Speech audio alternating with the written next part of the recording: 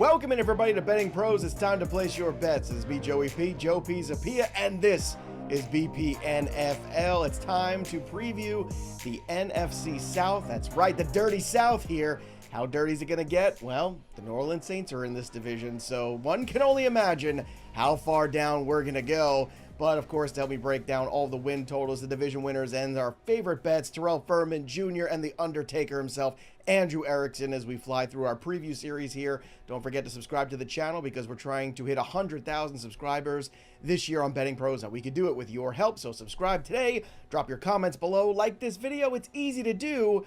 And let's cash some tickets, baby. Let's start here with what went on this offseason. Get everybody caught up in case you were napping or, I don't know, watching WNBA playoffs with Terrell, whatever you've been doing lately. Let's talk about the Tampa Bay Buccaneers, the winners of this division 2 years in a row. They keep on getting it done. They drafted Emeka Egbuka, big-time wide receiver from the Ohio State. They re-signed Chris Godwin, who is coming off a major ankle injury, but if you're going to pay the man, you think you're going to play the man, I would assume. And then Hassan Reddick, the sack specialist who had a tumultuous year with contract disputes, finds himself now in Tampa, so hopefully he can bring some pass rush to that defense. So, Terrell, what do you make of the offseason here for the Tampa Bay Bucs before we start picking apart the win totals? Well, I thought it was a good move going and getting Emeka right out of the draft. But then also, the big question mark is what's going to happen at left tackle, because Wirfs is coming off of that injury, and we're curious if what's going to happen. Is he going to play? Is it going to be somebody else? What are they going to do at left tackle and being able to shore up that offensive line? But other than that, it's a lot of rinse and repeat for the Tampa Bay Buccaneers, at least on the offensive side of the ball. Yeah, I agree. Look, the Wirfs injury is important for sure, but their hope is that they get him back by October, that he only misses a few weeks. They did make some signings in the offseason, brought in some veterans who can swing around from tackle to guard, so hopefully they can put a Band-Aid on that. But, Erickson, that is a huge loss of the offensive line. Luckily, it's not an entire year sort of thing, and I think the good news is that it happened now, so if guys aren't getting it done, then we're able to go ahead and start to look at some of the guys that might still be floating out there unsigned to help add to this offensive line. But Egbuka, a nice insurance policy, especially considering the age of Mike Evans, the health of Chris Godwin. And look, Jalen McMillan's a player I really like, but McMillan, really didn't come on strong until the end of the season. So, Erickson, how would you grade the offseason for the Bucs?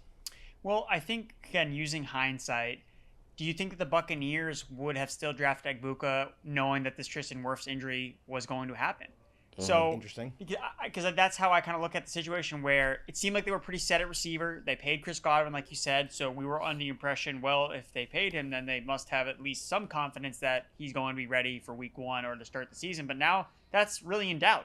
So they could be potentially without two of their best players on the offensive side of the football between Chris Godwin and Tristan Wirfs, and they just lost their offensive coordinator for the second straight year, Liam Cohen. So they have someone else stepping in. Now, he was an internal hire, Josh Grizzard. He was there before, spent some time previously with the Miami Dolphins as well. Maybe it works, but now it's the third year in a row. Baker Mayfield has a new OC, and maybe it doesn't matter at all, or maybe it matters significantly, especially when you're taking out key personnel. So that's my concern with Tampa Bay. And even the last 2 years, where Tampa Bay has been atop this division, look at how they've started. It has not been good starts for them. They've started 4-6, 4-7. So if they're going to be starting in the hole yet again, maybe that's because of these early season injuries they're going to have to overcome. I don't know if they would have pivoted in the first round, but maybe after they would have taken some more offensive line help. I think they still would have taken Egbuka. I think good teams take the best player available in their evaluation system in the first round. That's what the Ravens do historically every year, right? And that's why the Ravens are always at the top. They're like, if it fits the need, great, but we're just taking the best player we can. But maybe it would have changed their approach in the second or third round. I do agree with that sentiment. Let's move on to the Falcons, who are going to have a new starting quarterback this year. But really, this offseason was about re-signing guys. Taquan Graham, Contavious Street, Morgan Fox. They added Leonard Floyd, Mike Ford. So really, this was about solidifying the defense here. Andrew Erickson, the Falcons, that was their main objective, to add pass rush, and that's what they did in the draft as well.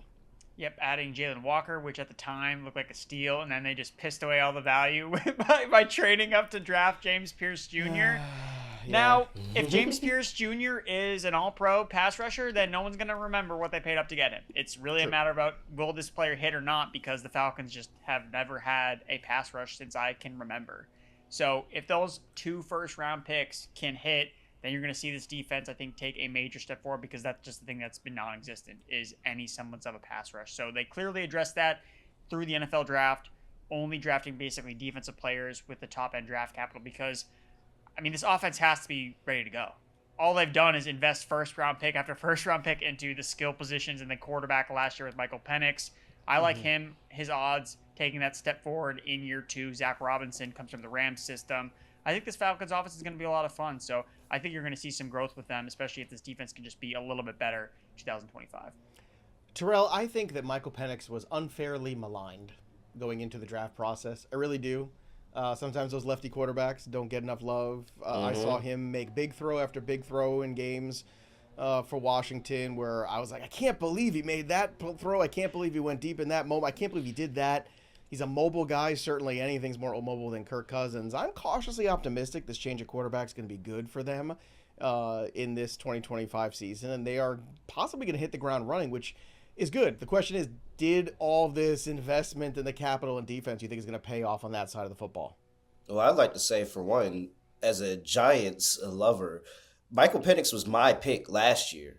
I would have drafted Michael Penix. I was shocked when I heard people had him sliding into the second round, and I was a little bit less shocked, but even more shocked because of the team when the Falcons were the one to go get him. And then it all came to a head when they put up 34 points on the Giants and completely embarrassed them. And so, with that being said, I think the offense, if it's not good, it's not Michael Penix's fault. It's the coaching. And I think they have all the talent. They have all the weapons. They have everything they need to be a good offense because I believe in Michael Penix. Now, that defense, Michael Penix, you're going to have, baby. You're going to have a lot of opportunities to put up points, Michael Penix, because that defense ain't going to help you out at all. At all. I think it's going to be a lot of shootouts in Falcons games. I just don't think that they made the right moves. The questioning of trading that much draft capital to go up and get Pierce. And if he doesn't pan out, is that one player going to make this defense better? I don't think so. I think this defense needs a massive overhaul that doesn't just happen in 1 year. So, yeah, I think it's going to be a lot of points in Falcons games. Let's continue on with recapping the offseasons. This time, let's talk about the Carolina Panthers, the big draft pick for them, Tetairoa McMillan, the wide receiver, to add to that group that's pretty crowded right now. So certainly a lot of weapons potentially here for Bryce Young, who made some strides in the second half. Nick Scrouton as well, the second-round pick out of Texas A&M. They've made some moves here this offseason, Terrell, that I think we were surprised that maybe they didn't just go right to defense and address all those issues potentially. I still think the defense is pretty rough, even whatever they did put together and piece together in the draft. But I do think that Dave Canales really got this team to play last year, and a lot of covers in the second half against some much better teams. That's very encouraging outlook-wise, where maybe Andrew Erickson was just a little bit too early on those Carolina Panthers this time last year. All right, so I, for one, am very, very disappointed because I might have been early on the Carolina Panthers in tune of they never covered my Close Your Eyes special last year. It was really, really annoying. But I'm telling you now, they are a much better team now. And you talk about that defense. Derrick Brown got injured in week 1 last year. That is a completely different defense with Derrick Brown in the middle. It's something similar to a Dexter Lawrence for the Giants. He is such a good run stopper, such good on that defensive line. And then you have J.C. Horn, who really emerged as a star corner in that backfield. I really think that the Carolina Panthers, with the defense being improved with Derrick Brown back in the lineup, that with the growth we saw from Bryce Young, they're going to be interesting, man. I'm telling people, they're going to be interesting. All right, Erickson, you are Mr. Panther after all. Let's talk about some of the moves that they made this offseason. I love the Tet McMillan move. I think it's great. What do you think about this defense, though? Did they do enough? They can't be worse than they were last year. That's kind of the basis of the play. They were getting run over every single week, giving up 100, 200 yards. We were playing fantasy RB2s against this defense because they gave up so much rushing production. Basically, you look at any running back's game log, their best game was almost assuredly against the Carolina Panthers. So I think that they're going to be better on defense. There's only one way to go, but up. And then the Tetairoa McMillan addition, like you said, this team so badly needed to draft defense, and they couldn't pass up a talent like T-Mac in the first round, 8th overall, to pair with Bryce Young. I think it's just a great fit, and I think he's going to be a monster in year 1. All right, let's continue on with the final team in this division, the New Orleans Saints. They got a new head coach, Kellen Moore, who's coming off a Super Bowl victory as the offensive coordinator of the Eagles, and before that, he was the OC for the Chargers and then the Cowboys. So a guy that was a quarterback in the league and has spent some time, and now he's going to have a young quarterback in Tyler Shuck or Spencer Rattler. We just don't know yet. We hope that the health is better for Chris Olave and Rashid Shaheed, but I'm not holding my breath. I don't know, man. It's hard to get excited about the Saints, so the only way to get excited about them, I think, is to look at some of the low win totals there and maybe even take some unders, dare I say. What is it to bet them to have the first overall pick? That's where I want to start. But look, Tyler Shuck, same age as Andrew Erickson, just about coming into the league. So Andrew, let's talk about the new quarterback, the new head coach, and the situation that doesn't look too great in New Orleans. No, it's not great. And how many losses is this organization going to have to see before they decide, well, let's just pull the plug on 2025. Let's tank. Let's get Archie Manning. That's who they want. You look at Tyler Shuck. Sure. He is the perfect tank quarterback, right? This is the exact guy you get when you're thinking 26-year-old rookie quarterback coming in, we're trying to tank. And the Saints have been the anti-tank team for as long as I can remember, with Mickey Loomis calling the shots. They're always in that mediocrity period. They're signing free agents that they probably shouldn't be signing. But with Tyler Shuck under center, I just think that's what's going to end up happening here. When you look at the way that the schedule is set up for them, it doesn't really get a lot better. Again, they haven't. Every team in this division has a easy schedule relative to other teams because, well, they're playing the NFC South. So they're just playing other bad teams. But the Saints specifically, they don't necessarily have a cakewalk to open the year. So I just think it takes 4 or 5 losses to open the year. Saints fans are, let's tank. Let's tank for Archie Manning. So, yeah, I'm definitely with you on looking for the lowest range of outcomes for this Saints team rather than chasing any type of upside that I just don't really see with Shuck. Yeah, a weird offseason for the Saints, Terrell, I think, to say the least. But certainly maybe a calculated one where they want the future quarterback to have another Manning on that last name of the jersey. Yeah, and I mean, first of all, let me speak to Spencer Rattler. Spencer, if you thought that you was worried about Tyler coming in, I just want you to know, I hate to predict injury, but there's a chance he might not even make it to week 1. He has gotten injured every step along the way in college. Mm-hmm. As somebody who has covered college, there are so many times where they're like, oh yeah, they have the Shuck kid, but he's injured, so he's not playing right now. I mean, there's a good chance that he gets to the NFL and he just folds. So Spencer, stay ready so you don't have to get ready. And that's my thoughts on Tyler Shuck in this offense. I mean, if Kellen Moore makes it work, then you know what? Congrats, Kellen Moore. You're actually a great head coach. But I don't know how anybody's supposed to do anything with this. No, I mean, look, it's going to be tough. The learning curve is going to be not too kind probably to Kellen Moore, but that's okay. We can still make some money off it. So before we get to the win totals, a quick look at NoVig, which is a smart way to play. There's a new sports trading platform that's changing the game, and it's called NoVig. It's legal in most states, including California, Georgia, and Texas. It's peer-to-peer, which means you're competing against other users, not the house. So you can often get better lines than traditional books at NoVig, and you can set your own lines too, which gives you control that most sports books just don't offer. There's no commissions, no hidden fees, seriously, and it just uses a coin deposit system, but it's real money. And if you can use the promo code DailyJuice, I think you can, you get 50% off of your first coin purchase up to $25. Check it out now at bettingpros.com/juice. That's bettingpros.com/juice. And our good pal Mike Mayer, he's on there every single day, so hit him up on Discord if you have any questions. But again, sign up today for NoVig using that promo code DailyJuice at bettingpros.com/juice. All right, let's get to the win totals here. Let's start with our Buccaneers, because we love the Buccaneers. The win totals, we got 5.5, 7.5, 9.5. Terrell Furman Jr., look, this is a pretty strong team in a pretty weak division. Wirf's injury aside, slow starts aside, I think they can win 10 games. I'm going to take the over 9.5 at plus 105. Where are you living with the Bucs? I'm actually not as sold. I'm not as sold on the defense. You're on mute. Oh, well, there we go. There you go. I'm actually not as sold. I'm not as sold on the defense. I'm not as sold on I mean, anything Todd Bowles defensively just hasn't been great. And for him to be this defensive head coach, you would think that would be the side of the ball that would be so assured year after year after year after year. And it's not. It's kind of been up and down and in a roller coaster. And then you add the fact of, I don't know what's going on at left tackle. And I think Baker Mayfield as a quarterback needs perfect conditions to thrive. If you start taking pieces away from here or there, then it's not as good quarterback play as you would like to see. Like, he has to have really, really good conditions. And I just don't think that they're all the way there. So a 10-win team, after what Erickson said, after their slow starts to the season, I don't know. I think they're closer to a 9-win team. So I'll go ahead and I'll take the under 9.5. Erickson, where are you going for the Bucs win total? I'm going to raise Furman, or I guess maybe in this case lower Furman. I'm going to go under 7.5. I think that the Bucs bottom out here. That's Your where I'm poker going. analogies need work, Erickson. That's the one thing I know. The poker analogies need work. That's all right. We got another August left to go still. We're good.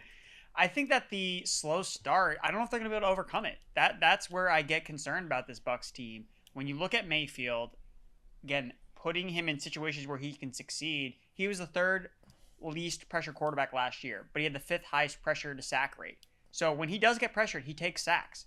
Those kill drives. The last 2 seasons, he leads the NFL in interceptions. So when you're playing this high variance type of football, you're playing in these shootouts, sometimes it falls in your favor and you win those games. Other times it doesn't, and you throw an interception, and then you lose that game. He's 4th in total sacks over that time as well. Already talked about the new OC coming in. Maybe it's the exact same offense. Maybe the efficiency just carries over from last year. Or maybe you see regression from a guy who was second in the NFL in passing touchdown percentage when his starting left tackle and starting slot receiver are both not going to be on the field potentially in week 1. And just looking at the specific schedule, they start the schedule with 2 road games. They play the Eagles in week 4, and then they have 3 more road games before a week 9 bye week. Post bye week, they play at Buffalo and at the Rams. So I just don't think that this is a really good schedule for them. Again, NFC South, most of the time, it is a cakewalk. Not for Tampa Bay. So I am taking the under because I like the Falcons and Panthers. I think those teams are underrated, and I like their win totals more. All right, well, let's move to the Falcons here. 3.5, 5.5, 7.5. Those are the numbers on the board. I would say this. I think I'm waiting on this one. That's where I am. I am looking at that opening game in Atlanta against the Bucs. If they lose that, I think this changes, and then that's when I jump on it here over 7.5 because I don't think you're getting enough here. It's minus 130. I think that might flip to plus 110 or somewhere in that range. If they lose that first game, there will be some probably reaction or maybe even overreaction to that first one. We'll see how it goes. But to me, this is a wait and bet week 1 scenario. Erickson, where do you live with these Falcons numbers? I'm taking the over 7.5 wins. I think that they come out like gangbusters, and you're going to see Michael Penix just ripping the ball against this Tampa Bay Buccaneers secondary that I think is just overrated. So give me the Falcons to start out hot, and I'm going to fade the Bucs. Fading the Bucs. All right, we'll see. Falcons win total numbers. Terrell Furman, what do you think? I think my floor with how I like their defense is 8 wins. And so if you're telling me that I'm wrong and the defense actually is very, very much improved, they're way better than an 8-win team here. I think 7.5 is a perfect line for them. I would gladly take the over there. And this team is one of the teams that I think that, hey, you can play around and you can get a little bit 8.5, 9.5. Because if the Falcons end up being a 10-win team because Michael Penix is just an absolute star, then, yeah, I would 100% believe it. So I like over 7.5. I think that's their floor this season, 8 wins. I do too. I just want positive number on it. I don't want minus 130 on the 7.5 on the Falcons because I don't trust them enough yet. So if they lose to the Bucs in that week 1, even if it's a close game, I do think that number is going to shrink in terms of whatever the juice is. It could even get to even money. That's when I would bet the over on the 7.5. So this is a very calculated Falcons bet for me. Carolina Panthers win totals 3.5, 4.5, 6.5. So you guys keep talking up the Panthers here. So are you going to put your money where your mouth is, Terrell? Where are you going here for the win total on this one? Oh, I'm just getting started in the Carolina Panthers love. Of course I'm taking over 6.5 wins. This is disrespectful. This is disrespectful to what Bryce Young was at the end of that season last year. This is not Bryce Young where he had literally 4 grocery baggers on the offensive line covering for him. This is a completely different Bryce Young, and now you give him a star weapon on number 1 to go to, and we have a defense with Derek Brown that I think is literally going to be night and day different. Like, yes, I am all over the Carolina Panthers this season. I have more Panthers love later. You know, it's funny. They open against Jacksonville and Arizona, then they play Atlanta. So, interesting opening to the season here for the Carolina Panthers. For sure, 2-0.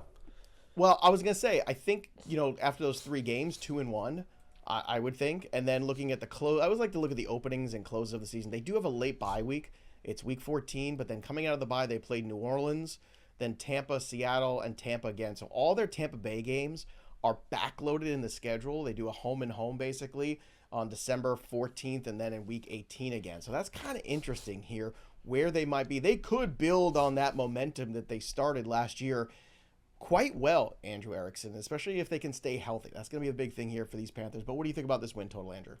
I'm taking the over. Again, last year, just a little too early on the Panthers. I liked them a lot last year, and week 1 was absolutely terrible against the New Orleans Saints. They got absolutely destroyed. So I'm going back to it. Give me the Panthers. Give me the over. All right. We've got one more team. They say save the best for last, but it's the opposite of this. You can insert awkward poker analogy from Andrew Erickson here, too, if you like. Whatever floats your boat. New Orleans Saints, right now, win total here for them. You got 2.5, 3.5, 5.5. So, Andrew, under 2.5 wins, they just win 2 games, plus 440. I don't know if they'll be that bad. It's kind of tricky there, Andrew. It's kind of tricky. The under 3.5 is plus 210, and then the under 5.5 minus 165. 3 wins for the Saints. That feels about right for me. I think I can get on board with the 3 wins. By the way, I'm with you guys. I just hate the juice on the Panthers, but I'm with you on the over and the 6.5. But what about the Saints, Andrew? How bad can it be, and how can we make some cash on it?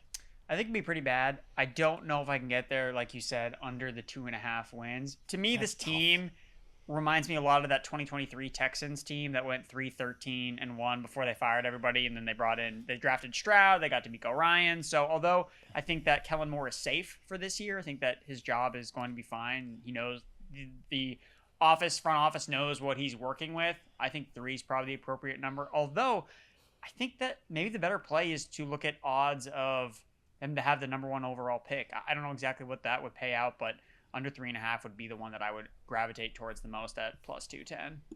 All right, clean sweep, Terrell, or you see this a different way?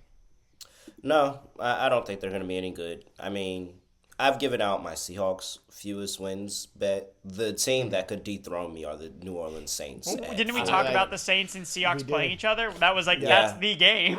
Yeah, they're 4-1 for them to have the worst record in the league. It's not looking good. And I mean, Tyrann Mathieu just retired because he was like, I don't want any part of this. Like, yeah, I'm completely out on the New Orleans Saints. That game, in case you're wondering, is week 3.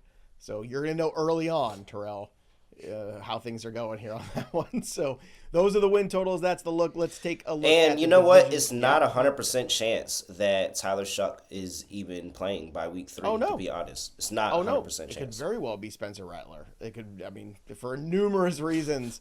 Before we get to the division winner here, don't forget, download the BettingPros app for Android or iOS. Sync your sports books for free, and then you can track all your bets across all of the major sports books. Wherever you're betting, we can track it for you, help you become a better.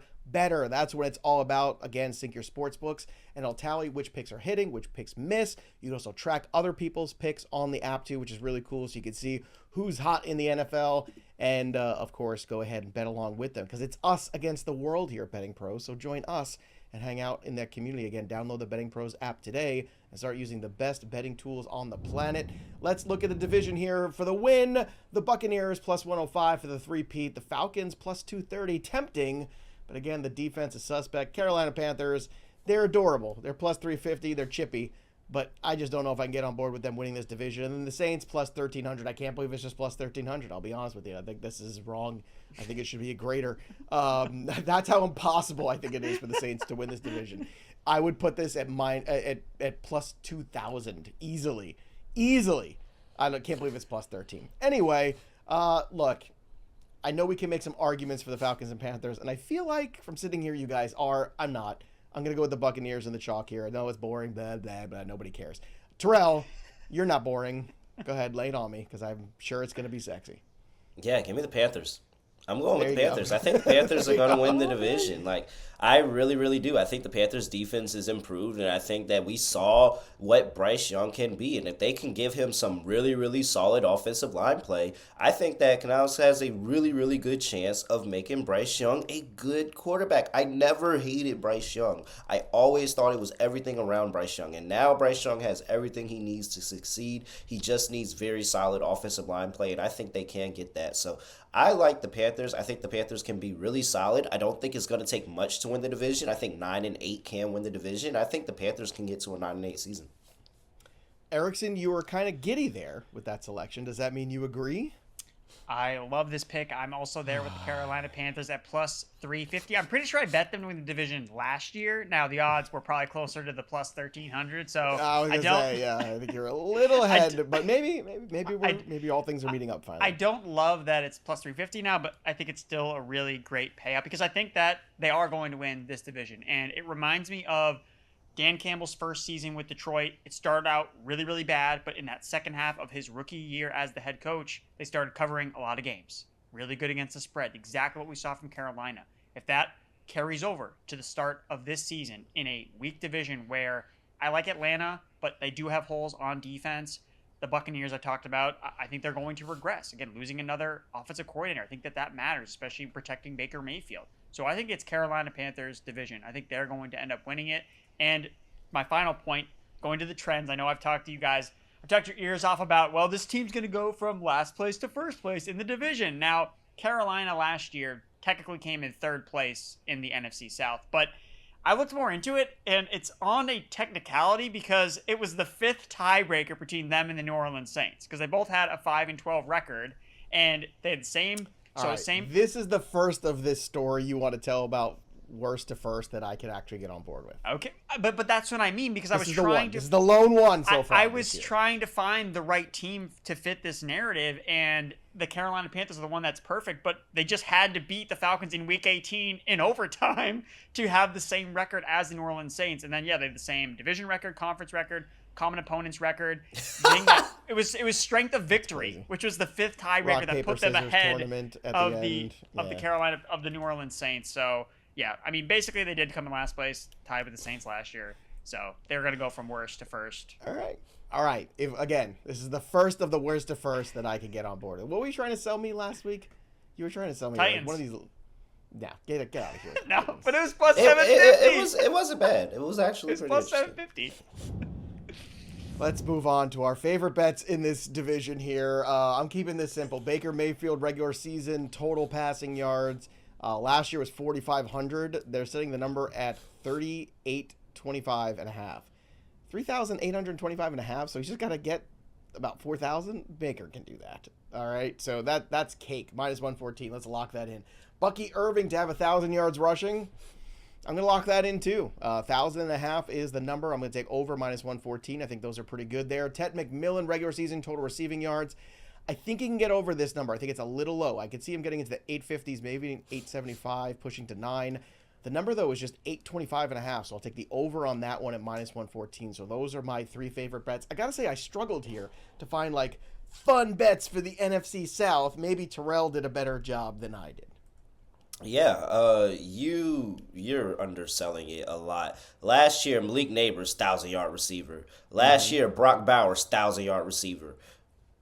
Brian Thomas Jr., 1,000-yard receiver. Come on. What are we talking about here? Tetairoa McMillan's going to come in here. He's coming into a system where he's the guy. And I think that's where it's even more interesting than Brian Thomas Jr. because when you look at that Raiders team, it was Brock Bowers they were throwing the football to. When you look at that Giants team, it was Malik Neighbors they're throwing the football to. As much as I'm talking about Bryce Young has more weapons, it's going to be Tetairoa McMillan they're throwing the football to. Tetairoa McMillan, 1,000 yards, plus 225. Put that in the bank. And I like that. Let's go ahead and pair it along with a over 6.5 wins as a nice little gimme over the course of the season. Okay, we'll get that. But then, yeah, I will sprinkle a little bit on the Jungle Cats to win the division. Rawr. Look at you. You guys are banging the drum. You and Andrew Erickson. Keep pounding, baby. Are they gonna let you go pound the drum this year? You two? You think? Oh, Carolina hey, you know I frequent in Charlotte a lot. They might let me. They might let me do it. You get us tickets, Furman. I will be there with my pounding the drum, ready to go. Erickson and Terrell Furman Jr. Pound that drum. That's what I want. I want to see you break that bad boy. All right, let's go for Andrew Erickson's favorite bets and wrap this bad boy up for the NFC South betting guide. Taking the low-hanging fruit, Saints to finish last in the NFC South at -105. I think that's an easy one. Yep, that one's easy. That's also from the BettingPros Discord, so shout out to the guys in there, guys and gals in there. Buccaneers under 7.5 wins. I'm gonna fade Tampa Bay, and then continuing my love for the Cardiac Cats. I think that you should definitely bet on them to win the division at +350, but I'm going to go another step. I'm going to raise you guys actually this time with Tetairoa McMillan. So you took the over on the receiving yards at 850.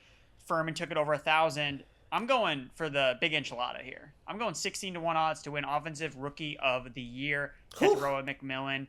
You look at the last time a rookie receiver won this award, Garrett Wilson in 2022. He had 83 catches for 1,100 yards and 4 touchdowns. So if the quarterback class, if it's not Cam Ward that wins this award, because the last 2 years it's been that quarterback that's had that amazing rookie season. If it's not a quarterback this year, which in a relatively weaker class, you're just betting against Cam Ward, I think McMillan has a case, especially with running backs. Yes, the running back class is talented, but guys get banged up, guys get hurt. I think McMillan's going to put himself in a position where he's going to have the counting stats to be in that conversation at the end. And week 1, he plays Jacksonville. He scores a touchdown over Travis Hunter. The voters are going to remember that. Okay. It's kind of a weak year, though. Ken Walker, Brock Purdy, Garrett Wilson. Breece Hall got hurt, going back to the fact that running backs get banged up. So. Ashton Genty's going to be tough to overcome. But I like your 16-1. It's 16-1. It's 16-1. Hey, it's fun. It's a good time. But look, we cashed last year, right? We were all on the Jaden Daniels bandwagon last year for Rookie of the Year. So that worked out pretty well. And that was like 7 or 8. Well, I mean, I was a Daniel Jones away from my Rookie of the Year cashing, but... Well, if only. I'm sure you're going to get to watch a lot of Daniel Jones in blue this year for the Indianapolis Colts, though, this time around. All right, so what are your favorite bets? Who's going to win this division? You let me know. Drop your comments below. Pick your winner for the NFC South and subscribe to the Betting Pros YouTube channel. That'll do it for us, but the story of the game goes on for Terrell Furman Jr. and Andrew Erickson. I'm Joey P. We'll see you next time, kids.